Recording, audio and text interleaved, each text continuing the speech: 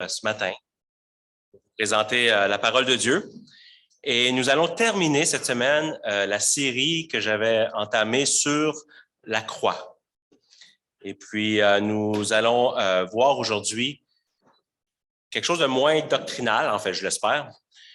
La vie sous la croix. Qu'est-ce que ça signifie pour nous, les croyants? Mais d'abord, faisons un petit retour sur les thèmes que nous avions vus initialement. Vous vous souvenez, on avait vu que la croix était une folie, qu'elle était un crime des hommes, un châtiment de Dieu, un sacrifice, Christ qui s'est offert en sacrifice pour nous, une rançon, il a payé le prix. Et dans les thèmes que j'avais dit positifs, la croix est la preuve de l'amour de Dieu et le fondement de notre justification. Et l'impression que je pense qui a été dégagée des premiers thèmes et surtout des thèmes négatifs, c'est que Dieu pouvait sembler être un Dieu morbide. Hein? Lorsqu'on pense à la croix et à tout ce qu'elle représente d'ignoble, de laid, de sanglant, on peut avoir l'impression que finalement, Dieu, en choisissant ce plan, et précisément ce plan, qui est la croix, eh bien, Dieu est un Dieu qui peut-être aime la violence, le sang, un Dieu morbide. Ça donnait cette impression, mais on sait très bien que Dieu n'est pas un Dieu morbide. Mais le mode qu'il a choisi pour nous sauver était la croix. Peu importe ce qu'elle représentait, ça inclut toutes les choses morbides qui viennent avec. Cependant, et c'est ça qui est paradoxal avec la croix, c'est qu'intimement associé à la croix de Christ se trouve une possibilité de vie pour nous. Et ça, c'est un paradoxe. Comment la croix emmène-t-elle la vie? Parce que la croix et la vie, dans le plan de Dieu, sont associées. Et c'est ce que nous allons voir ce matin. Comment la croix détermine-t-elle le sens de notre existence ici-bas? Comment la croix a-t-elle une incidence sur notre vie aujourd'hui? Qu'est-ce qu'elle transforme dans nos vies? Comment le fait-elle? Comment amène-t-elle cette nouvelle vie pour nous croyants aujourd'hui? Pour explorer ce sujet ce matin, j'aimerais qu'on puisse regarder 3 points qui sont essentiellement les 3 points qui ressortent du Nouveau Testament lorsqu'on parle de la croix pour nous aujourd'hui. D'abord, la croix, ce qu'on peut voir, c'est qu'elle est centrale à la vie du chrétien. Elle figure au centre de son existence. Deuxièmement, la Bible nous parle de cette crucifixion du croyant avec Christ. Nous avons été crucifiés avec Christ. Et troisièmement, Jésus nous enseigne à porter notre croix. Alors, qu'est-ce que ces 3 éléments veulent dire et comment les vivons-nous aujourd'hui comme croyants? Regardons d'abord le premier thème. Comment la croix est centrale à la vie du chrétien? Alors, Paul le dit de 2 façons différentes.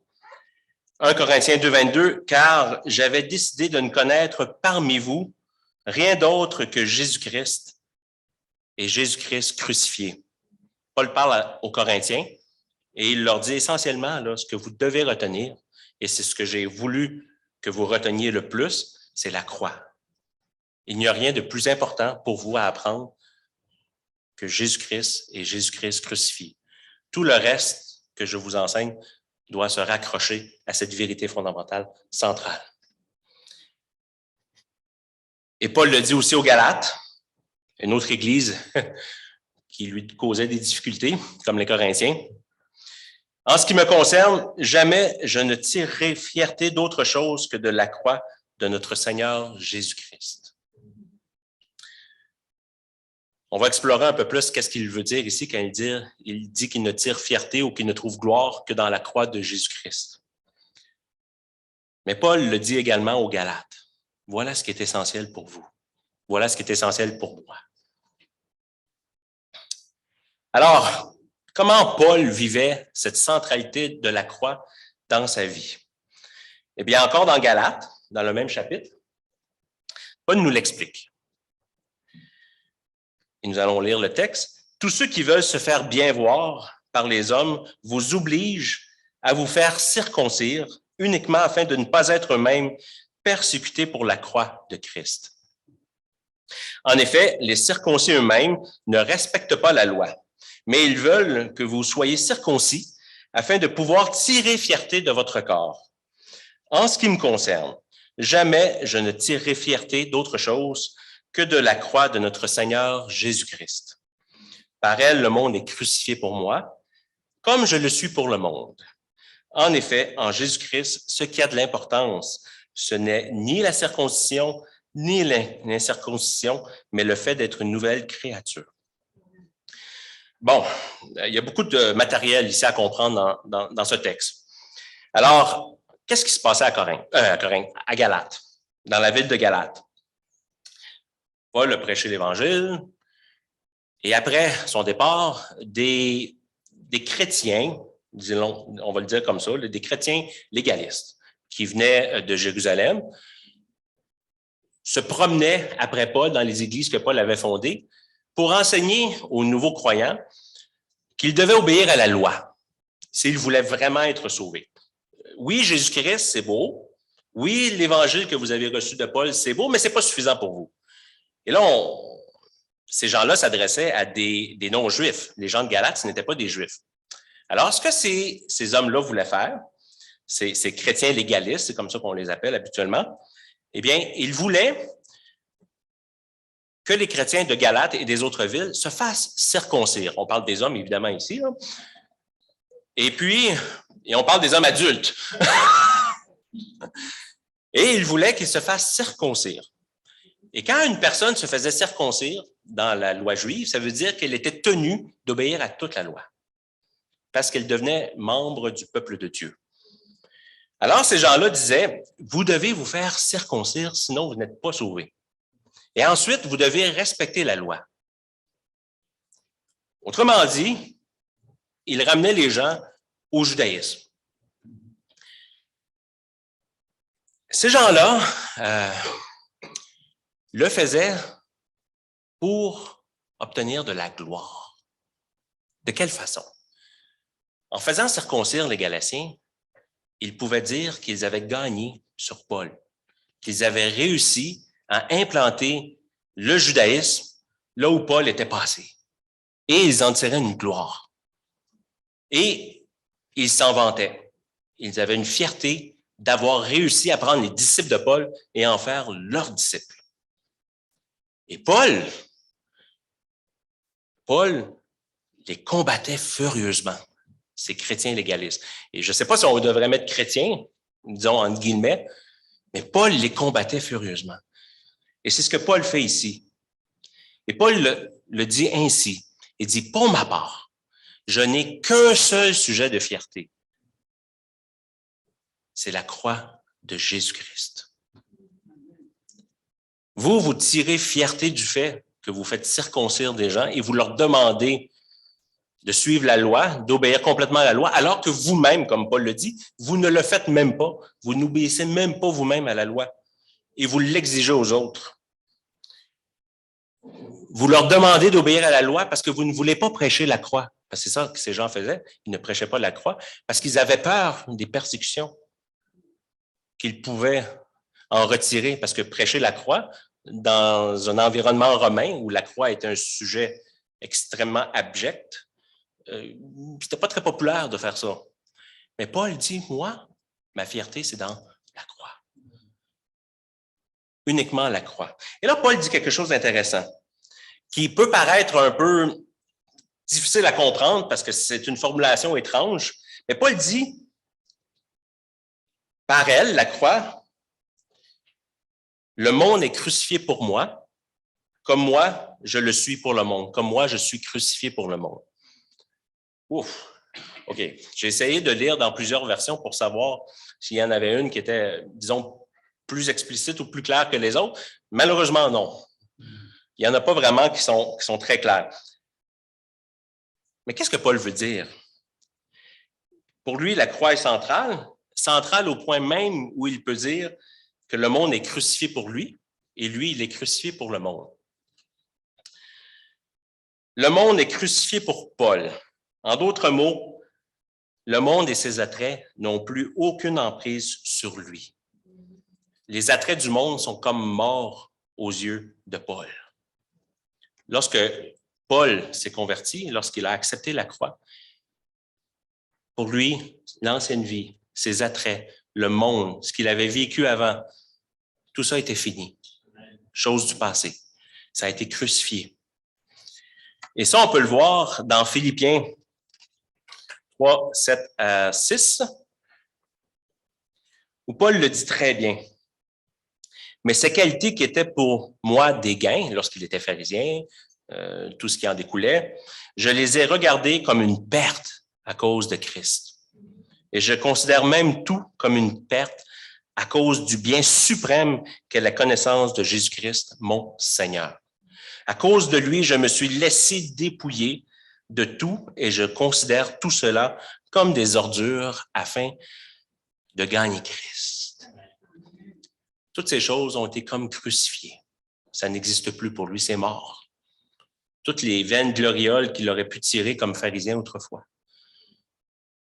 Toutes ces choses, ces bénéfices que lui donnait le fait d'être un homme religieux puissant parmi le peuple juif, mais ces choses, ce sont des ordures maintenant pour Paul.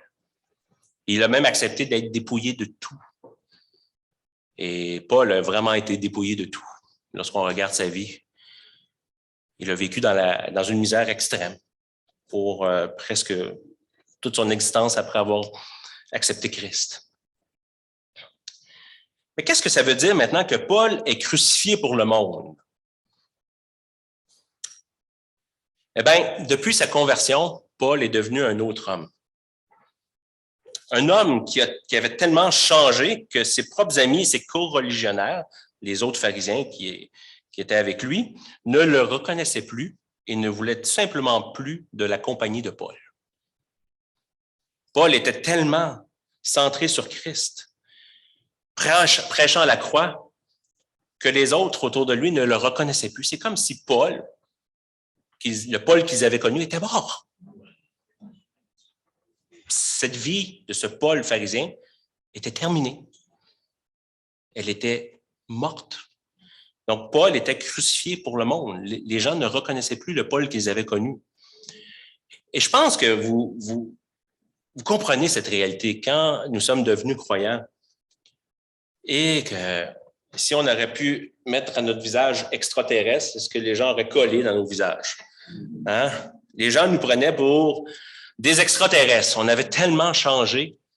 Nous étions tellement devenus différents, une autre personne, que les gens, on était littéralement crucifiés pour eux. L'ancien Daniel, l'ancien vous, avait été crucifié. Comme le monde avait été crucifié pour vous, vous l'aviez été aussi pour le monde. Et cette réalité, Pierre nous en parle dans un verset bien précis. Pierre le dit ainsi, « Ainsi donc, puisque Christ a souffert pour nous dans son corps, vous aussi armez-vous de la même pensée. Celui qui a souffert dans son corps en a fini avec le péché, afin de ne plus vivre en suivant les désirs des hommes, mais la volonté de Dieu, pendant le temps qu'il lui reste à vivre ici-bas. » Donc, depuis qu'on s'est converti, c'est ça qu'on fait. Hein, on change. On a changé, puis on continue à changer. C'est déjà bien suffisant d'avoir, par le passé, accompli la volonté des non-croyants en marchant dans les ténèbres. Les convoitises, l'ivrognerie, les orgies et bien d'autres et autres breuveries, ainsi que dans les idolâtries criminelles. Aussi trouve-t-il, les inconvertis, étrange que vous ne vous précipitiez plus avec eux dans le même débordement de débauche et ils vous calomnient. C'est ce qui nous est arrivé, c'est ce qui est arrivé à Paul. On a tellement changé que les gens ne nous reconnaissent plus. Et ils trouvent étrange qu'on ne va plus faire des parties dans des endroits obscurs ou qu'on ne fasse plus certaines choses. Et les gens peuvent nous rejeter pour cela, nous calomnier, dire de mauvaises choses à propos de nous. Mais c'est normal. C'est ce que la centralité de la croix fait dans nos vies. Elle crée une séparation. Vraiment intéressant. Et cette centralité de la croix dans nos vies, elle est rendue possible parce que nous avons été crucifiés avec Christ, qui est notre deuxième point. Et là, je vais vous donner en rafale 3 versets où on nous parle de cette réalité spirituelle qui est véritable. Alors, Paul, dans Romains, dit « Nous savons que notre vieil homme a été crucifié avec lui afin que le corps du péché soit rendu à l'impuissance et qu'ainsi nous ne soyons plus esclaves du péché. » Le vieil homme a été crucifié. J'ai été crucifié avec Christ, ce n'est plus moi qui vis, c'est Christ qui vit en moi. Et ce que je vis maintenant dans mon corps, je le vis dans la foi au Fils de Dieu, qui m'a aimé et qui s'est donné lui-même pour moi. Ceux qui appartiennent à Jésus-Christ ont crucifié leur nature propre avec ses passions et ses désirs. La première question qu'on pourrait se poser, c'est quand avons-nous été crucifiés avec Christ? Est-ce que c'est au moment où Jésus est mort sur la croix? Étions-nous là avec lui d'une manière impossible à comprendre? Est-ce que nous avons été crucifiés avec Christ au moment de notre conversion?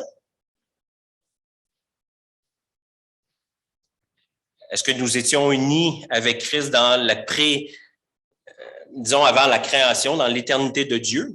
Est-ce que Dieu nous entrevoyait crucifiés avec Christ? Toutes ces positions-là existent. Si vous étudiez le verset en question et que vous allez lire la littérature, vous allez voir qu'il y a beaucoup de théories qui circulent par rapport à cette union avec Christ dans sa crucifixion. Et pour être honnête avec vous, je ne suis pas certain que c'est nécessaire de trancher. Parce qu'en réalité, ce n'est pas un sujet si facile. Ma position, c'est que nous sommes tous en Adam, et comme nous sommes tous Adam, qui était un pécheur, il nous représentait comme pécheurs. C'est pour ça que lorsque nous sommes nés en Adam, et nous sommes par défaut des pécheurs aussi, parce qu'il nous représente, et nous sommes une humanité déchue en Adam. Mais Christ nous représente dans sa mort et dans sa résurrection. Est-ce que ça veut dire que j'étais uni avec lui quelque part au moment où il s'est fait crucifier? Je ne le sais pas. Mais ce n'est pas important de le savoir en réalité. Une chose qui est certaine, c'est que nous avons été crucifiés avec Christ. Que le vieil homme a été crucifié avec Christ. Qu'est-ce que c'est le vieil homme?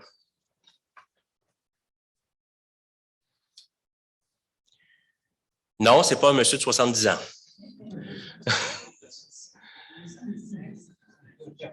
Oh ouais, excuse-moi, il y en a 2. En plus, je vais pêcher avec eux. Je pense que je vais avoir des problèmes sur l'eau. Aïe, aïe, aïe.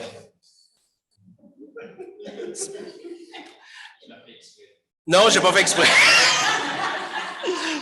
Le vieil homme, dans la théologie de Paul, c'est la personne que vous étiez avant votre conversion. Littéralement, c'est votre ancien vous. Pourtant, quand vous vous êtes donné au Seigneur, moi, j'aurais bien aimé que certaines choses dans mon corps changent, tu sais, et qu'ils deviennent plus beaux. Mais non, j'ai gardé le même corps. Mais ma vie a eu une coupure. Quelque part dans mon existence, je me souviens, il y avait un Daniel qui avait vécu sans Christ et un Daniel qui a commencé à vivre avec Christ. Et ce que j'étais avant, même si ce ne sont pas toutes les choses que je faisais qui ont changé, j'ai gardé le même travail, j'allais encore à l'école, des choses comme ça, mais il y avait des choses qui avaient changé. Il y a eu une coupure. Et je peux dire qu'en telle année, tel jour, je suis devenu chrétien. Je sais que pour les gens qui sont nés dans les familles chrétiennes, c'est un peu plus difficile de distinguer entre le vieil homme et l'homme nouveau, parce qu'ils n'ont pas de notion de conversion. C'est correct que ce soit comme ça. Il faut pas en être terrifié. Je sais que ça cause beaucoup de difficultés aux jeunes croyants, aux croyants des familles chrétiennes, je le dirais ainsi, qui sont devenus chrétiens dans leur famille pendant qu'ils étaient avec leur famille à l'église et tout ça. Mais ces gens-là ont une notion du vieil homme aussi. Quand on leur parle, il y a quelque part, même dans leur vie chrétienne, avec leurs parents et tout ça, il y a quelque part où ils vont nous dire, je sais que je faisais des choses qui étaient contre Christ. Puis à un moment donné, je me suis dit, non, c'est fini. Fait qu'ils ont un vieil homme. Mais c'est certain que lorsque un gars comme Mom Boucher, s'il était devenu chrétien, pour lui, ça serait plus clair, le vieil homme. Hein? Tu sais, des fois, on a des images dans notre tête qui nous aident à nous rappeler d'une doctrine. Mais je vais vous en donner une image pour comprendre ce que c'est le vieil homme. Puis là, vous allez vous rappeler après. Il y avait un frère dans un certain âge qui était devenu missionnaire au Québec, un anglophone, un peu comme notre frère ici, Tim et Alan, qui ont appris le français au Québec. Et puis, lui, il a vécu comme missionnaire. Je ne veux pas le nommer. C'est pas important. Et puis, ce frère-là avait reçu une invitation de donner son témoignage devant l'Église, son témoignage de vie. Et là, il voulait parler de sa vie avant Christ et de sa vie après Christ. Et il le dit ainsi avec un français approximatif, parce que c'est un anglophone qui a appris le français. Il dit, « Quand je regarde mon derrière, je vois qu'il est fait de 2 parties. »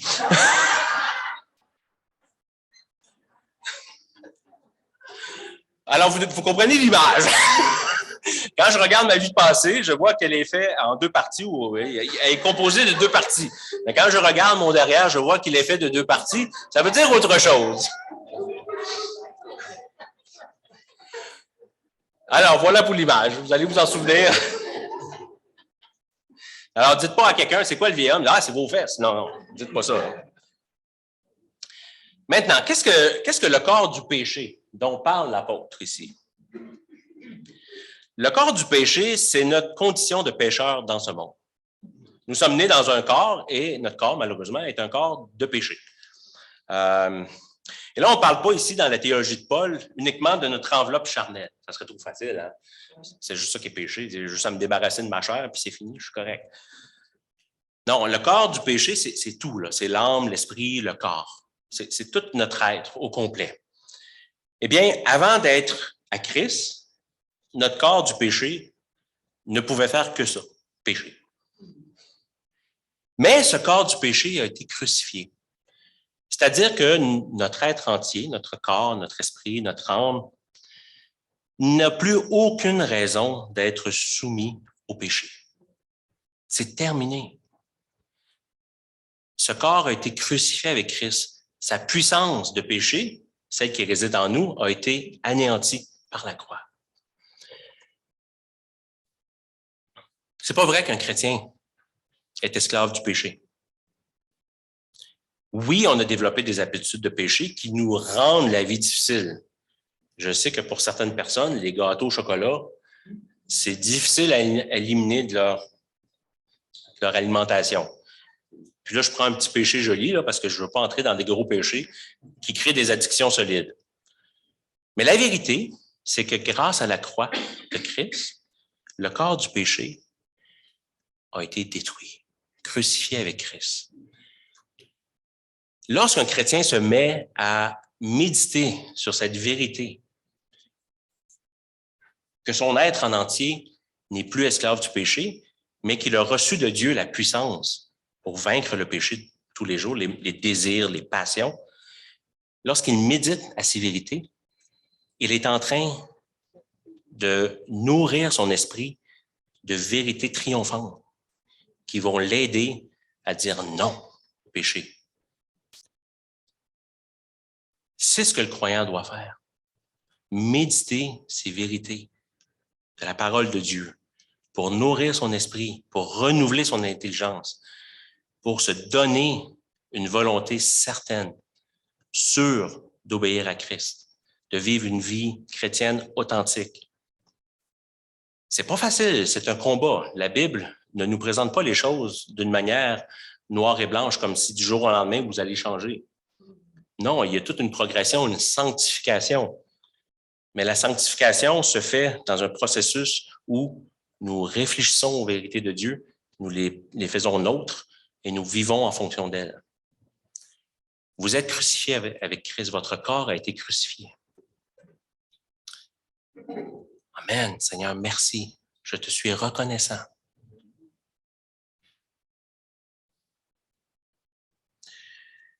Christ vit en nous, comme le dit Paul. Christ vit en nous. Son esprit vit en nous. Son esprit domine en nous. C'est nouveau. Notre vie maintenant, elle est pour Christ. Nous avons fait ce choix d'être crucifiés avec Christ à tous les niveaux, le vieil homme, le corps, pour que notre vie maintenant se joue dans les plates-bandes de Dieu. Que notre vie, désormais, soit une vie qui lui est entièrement consacrée à sa cause, à son évangile. Et dernièrement, j'ai oublié ma bouteille d'eau. Tu veux-tu me l'apporter, Minou, s'il te plaît? La Bible nous enseigne... Ah ben là, je ne le boirai pas, ça vient de toi. Non, c'est pour vrai. Merci. Merci, Baudelaire. Ah non, mais tu sais qu'on est servi par son épouse, hein? C'est pas pareil.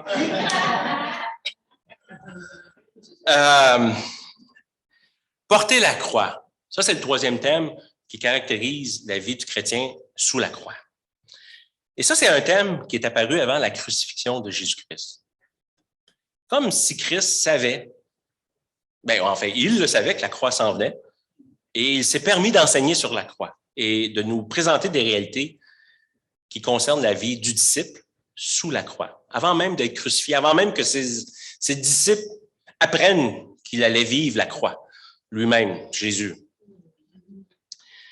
Alors, Jésus a d'abord préparé ses disciples à sa propre croix, au fait qu'il allait lui-même mourir sur une croix. Et de toute évidence, ça n'a plu à aucun d'entre eux, surtout pas à Pierre, qui a dit non, arrière, hein? C'est pas vrai que ça va arriver.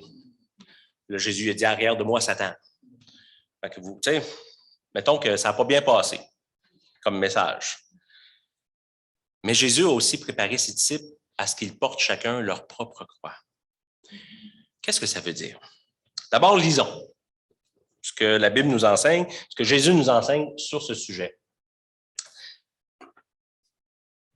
Et là, Jésus ici nous parle de sa propre croix et de la croix que nous devons porter comme disciples.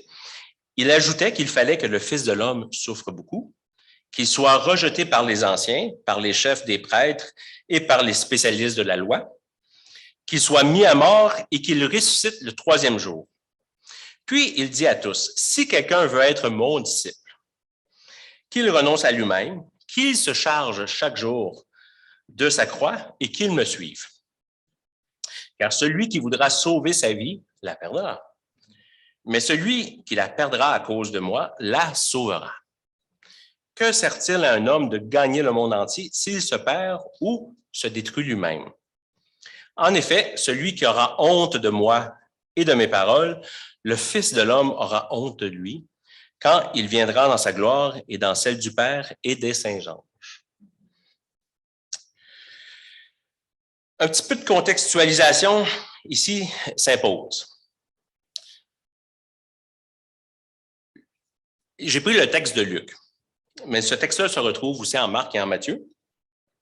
Mais quand Luc écrit son évangile, il écrit son évangile à des non-juifs, donc à des Grecs, dans son cas, qui veulent venir au Seigneur ou qui sont déjà au Seigneur, mais qui ne comprennent pas pourquoi ils devraient être persécutés comme chrétiens.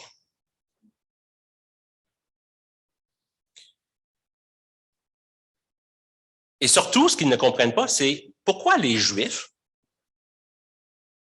chez qui est né Jésus, ont persécuté leur propre Messie. Et puis, pourquoi ces Juifs-là, maintenant, nous persécutent, nous, parce qu'ils étaient persécutés par les Juifs. Alors, Luc veut les rassurer, veut leur enseigner que la persécution dans la vie du croyant fait partie du plan de Dieu. Et que Jésus lui-même l'avait l'avait prédit. Il avait déjà prévenu les disciples que dans leur propre vie de croyants, ils allaient être rejetés.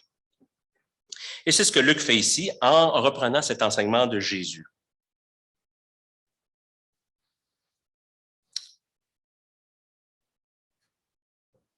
Jésus, comme je viens de le mentionner, avait déjà enseigné que ses souffrances n'allaient pas être la fin des souffrances que le peuple de Dieu doit endurer.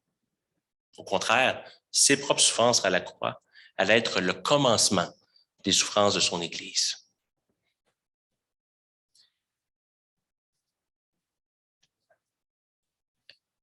Vous savez que les disciples qui ont marché aux côtés de Jésus croyaient que leur Messie allait être un roi triomphant.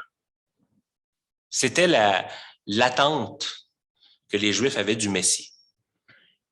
Il allait venir et il allait triompher de ses ennemis.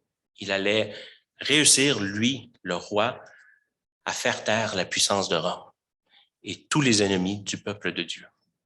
Donc, c'était l'attente que Pierre, Jean, Jacques et tous les apôtres avaient en Jésus.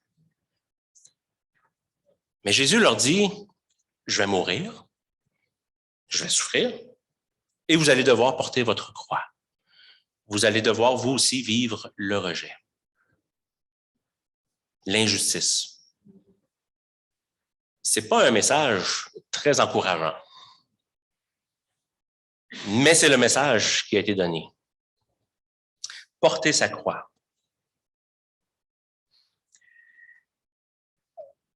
Quand ces disciples ont entendu le mot croix, porter sa croix, qu'est-ce qui se passait dans leur tête? Je peux vous dire que c'était pas positif. Pour les Romains, seuls les criminels étaient crucifiés. OK? Mais avant de les clouer sur la croix, les Romains se faisaient une joie de forcer les criminels à porter publiquement le bois de leur supplice jusqu'au lieu de la crucifixion. Ce n'est pas seulement que Jésus qui a marché avec sa croix. Tous les criminels marchaient avec leur croix. Et on dirait que dans chaque ville, on choisissait le chemin le plus long et le plus public pour que les personnes soient humiliées et que leur corps commence à s'effondrer.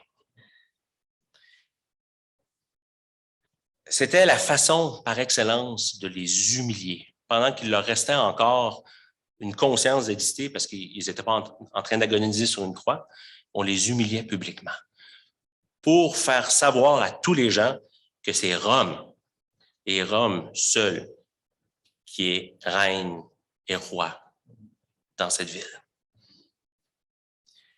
Donc, pour les premiers disciples qui entendent l'idée de porter la croix, ce qu'ils comprennent, c'est l'image d'une soumission à une autorité plus forte que nous, qui impose sa volonté sur soi-même, sur nous. C'est pour eux, là, quand ils entendent porter la croix, OK, porter la croix, je me soumets à qui? À Rome? C'est terrible pour eux. Là. Pour nous, ça fait des millénaires qu'on connaît ces paroles, mais pour eux, c'était soudain, puis c'est épeurant. Je vais devoir me soumettre à une autorité. Laquelle? Qu'est-ce qu'elle va me faire? Quelle va être l'humiliation? Mais Jésus a dit, qu'est-ce qu'il dit? Porter sa croix et qu'il me suive. Oui, porter sa croix, c'est se soumettre à une autorité, mais pas n'importe laquelle. Nous nous soumettons à un seul chef, qui est Jésus. Jésus, il est l'autorité suprême à laquelle nous soumettons nos vies jusqu'à notre mort. Donc, la croix, porter sa croix, ça signifie de mener une existence sous la seigneurie d'une autre personne, plus puissante que nous, qui est Jésus-Christ. Ça signifie accepter de mener une existence dans laquelle nous renonçons à nos ambitions, qui ne sont pas conformes au plan de Dieu. Si quelque chose dans nos vies ne glorifie pas Dieu, on l'élimine. Et ici, je prends bien soin de dire de renoncer à nos ambitions qui ne sont pas conformes au plan de Dieu. Parce qu'il y a des ambitions humaines qui sont conformes au plan de Dieu. Dieu ne nous demande pas de renier notre humanité. Il nous a créés pour être ambitieux, pour avoir des objectifs dans la vie. Et c'est tout à fait normal comme être humain. On ne peut pas renier ça. Cependant, il y a des choses que nous voulons faire qui ne sont tout simplement pas conformes au plan de Dieu. Si vous avez envie d'ouvrir un club de danse nue, de danseuses nues, c'est ça votre ambition? Je ne pense pas que votre plan est conforme au plan de Dieu. Vous comprenez ce que je veux dire? C'est une ambition, mais mauvaise. Mais si votre ambition, c'est de devenir pasteur et d'étudier, alors faites-le, c'est conforme au plan de Dieu. Si vous voulez devenir, je ne sais pas, physicien, qu'est-ce qui empêche une personne d'avoir cette ambition? Si vous voulez aller passer la fin de vos jours dans un pays chaud, why not? Vous comprenez, il y a des choses que l'on peut vouloir qui sont tout à fait correctes, normales. Et comme chrétien, c'est tout à fait sain de le faire. Et Dieu nous permet de le faire. Mais il y a des choses qui ne sont pas conformes. Et lorsque nous les faisons, nous ne portons plus notre croix. Si vous voulez faire quelque chose qui n'est pas conforme au plan de Dieu, vous allez devoir sentir le poids de la croix et dire non, je ne fais pas ça. Je laisse mourir ce projet parce que ce n'est pas conforme au plan de Dieu. Dans le fait de porter sa croix, il y a un aspect qui est très, très présent, et on le voit dans le texte ici, c'est celui de la persécution, d'accepter de subir l'injustice. Ceux qui sont à Christ doivent accepter courageusement d'être accusés injustement par les non-croyants, d'être rejetés. C'est ce que le texte nous parle ici. Le texte nous parle d'un contexte où Christ nous invite à le suivre, malgré l'injustice que nous pouvons vivre, malgré les souffrances qui peuvent en découler. Accepter d'être rejeté et de ne pas vouloir gagner l'approbation des hommes, mais de laisser faire, de laisser aller, de laisser les hommes nous rejeter. Puis de dire, OK, Seigneur, je sais que ça fait partie de ton plan que je sois rejeté. Je n'ai pas besoin de gagner l'approbation de tous les hommes. Je n'ai pas besoin d'être reconnu. Je n'ai pas besoin d'être apprécié de tous. Tout ce que j'ai à faire, c'est prêcher ton évangile. Si des gens acceptent et se joignent à l'Église, amen. Si des gens me rejettent, amen. Ton plan s'accomplit. Essentiellement, porter sa croix, c'est ça que ça veut dire dans le contexte. C'est accepter de vivre cette injustice. Mais est-ce que cette croix peut se décliner en plusieurs autres croix dans nos vies? Et là, c'est la grande question. Je vous explique. Il y a deux positions. Il y a des gens qui disent, porter sa croix, c'est uniquement lorsque vous êtes persécuté comme chrétien. Lorsqu'on vous persécute, portez votre croix. Acceptez l'injustice. Mais dans le langage de tous les jours, on entend souvent des gens dire, ah, moi, ça c'est ma croix à porter. Ah, ma fille adolescente. Ma femme. Quelle croix. Mes collègues de travail. Oh, ça, c'est toute une croix. Est-ce que l'enseignement de la croix se laisse décupler en multiples croix? Est-ce que toutes ces épreuves que nous vivons, qui ne sont pas associées à la persécution, sont des croix que nous avons à porter? Bonne question, hein? Quelqu'un veut donner une réponse? C'est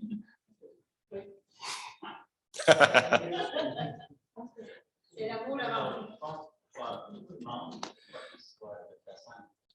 Ils vont souffrir d'une façon.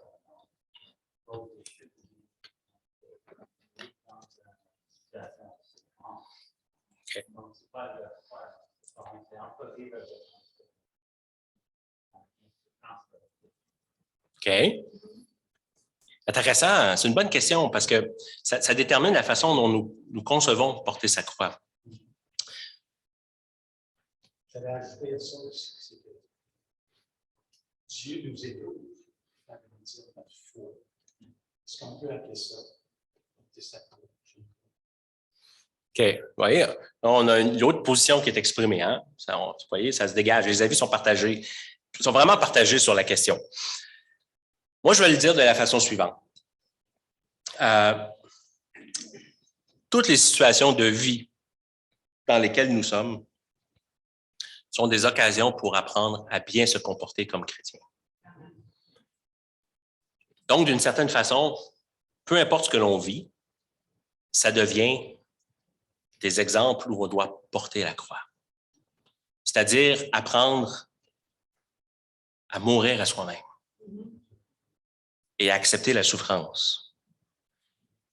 Parce que d'une manière ou d'une autre, lorsque nous agissons ainsi, Christ est glorifié. Quand vous êtes au travail, puis que votre patron est en train de vous rendre fou par son attitude désagréable, du harcèlement, de la micro-gestion, n'importe quoi. Le premier réflexe que les chrétiens pourraient avoir, c'est de dire « Seigneur, peux-tu me donner un autre emploi? » Et là, ça devient la prière du mercredi soir, où tout le monde prie pour un nouvel emploi pour Pierre, Jean, Jacques, Gertrude, je ne sais pas. Mais qui dit au groupe de prière, pourquoi on ne prie pas pour que Dieu fasse de toi un meilleur chrétien dans ta situation? Hein? Ou changer l'attitude du patron. Mais la première prière qui devrait ressortir, c'est « Seigneur, aide-moi à bien réagir. » Parce que lorsque vous avez cette prière, cette attitude, vous portez votre croix. C'est pas mal de changer d'emploi, parce que des fois, on arrive à des cul-de-sac dans nos emplois. On a tout fait, puis il n'y a rien qui a changé, puis on change de place parce que ça devient trop éprouvant. C'est correct. Mais le premier réflexe, c'est comment cette situation peut faire de moi un meilleur chrétien qui va glorifier Christ. Moi, je travaille avec un transgenre, donc un homme qui s'est transformé en fille, littéralement. Et puis, ça a été un défi au départ. Vraiment un défi. Parce que comment je fais pour continuer à dire mes convictions? Puis évidemment, je ne suis pas pour le transgenrisme, tout en faisant vraiment, tout en montrant du respect et de la compassion pour cette personne. Et ça a été un défi pour moi. Vraiment un défi. Parce que je connais beaucoup de chrétiens qui auraient accusé, manqué de compassion, jugé la personne. Mais ce n'est pas ce que Dieu veut qu'on fasse. Ça honore pas Christ de rejeter les gens parce qu'un péché nous fait peur. Alors, j'ai dû apprendre. J'ai dû travailler sur moi, comprendre ce que c'est l'amour de Christ, la compassion, être à l'aise avec mes propres convictions chrétiennes sans être obligé de les imposer, mais les faire connaître dans l'amour. Et j'ai appris à faire ça. À un point tel que cette personne-là m'a dit, « Tu es la première personne chrétienne que je rencontre qui manifeste un vrai amour et une vraie compassion. » Et ça, c'était pour moi une victoire. Donc, j'ai pas changé de travail parce que j'aime mon emploi, mais j'ai pris la situation et j'en ai profité pour devenir un meilleur chrétien. Donc, j'ai dû porter ma croix en le faisant parce que ça a été douloureux comme processus. Mais j'ai porté ma croix.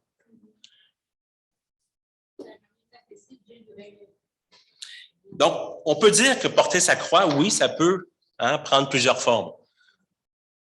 On pourrait le faire, mais il faut se souvenir quand même que c'est la persécution qui nous est mentionnée ici comme point principal. Porter sa croix, être crucifié avec Christ et avoir la croix au centre de nos vies. C'est un mode d'existence. La croix est un mode de vie pour le croyant. C'est un mode de vie qui a commencé à notre conversion, mais qui se poursuit pendant toute notre vie, jusqu'à notre mort. Et pour terminer, j'aimerais juste faire une petite mention sur un point. Alun en a parlé la semaine dernière. On est dans un processus. Hein? La vie chrétienne est marquée de haut et de bas. Et ça se vaut aussi pour cette réalité d'être crucifié avec Christ, d'avoir Christ au centre de nos vies. C'est pas vrai que tous les jours, on peut déclarer qu'on a réussi à vivre une vie crucifiée avec Christ, avoir mis la croix au centre de nos vies. On a des égarements. Mais on revient, Christ nous pardonne, on recommence. Puis à un moment donné, plus tard, il me semble que ça fait partie du processus. L'important, c'est qu'il y ait un processus. S'il n'y en a pas, on doit se poser des questions. Il y a quelque part, c'est peut-être qu'on n'est jamais parti. Mais lorsqu'on est en route et qu'on porte notre croix, qu'on vit crucifié avec Christ et qu'on met Christ au centre de nos vies, la croix, eh bien, on doit accepter que ça se fait progressivement. Il y a un travail de sanctification qui s'accomplit. Et c'est important. Sinon, on va se décourager. La réalité objective de notre crucifixion avec Christ, c'est un fait. On a été pleinement pardonné, justifié. On a été fait de nouvelles créatures. Oui, c'est vrai, objectivement. Mais subjectivement, dans la réalité de tous les jours, ça prend un certain temps avant qu'il y ait comme un rapprochement, que les deux deviennent phasés, comme on dit. Hein? Puis même à notre dernier souffle, on va encore avoir besoin de cette sanctification. Puis on va encore se dire, ben voyons, il me semble que je ne suis pas pleinement phasé, en phase avec la réalité objective. Puis peut-être même qu'on va se dire encore pire, il me semble que je suis plus pécheur que quand j'étais nouveau chrétien, parce qu'on dirait que plus on devient vieux dans la foi, plus on se rend compte à quel point notre péché est profondément enraciné en nous. C'est fou, hein? Mais on persévère.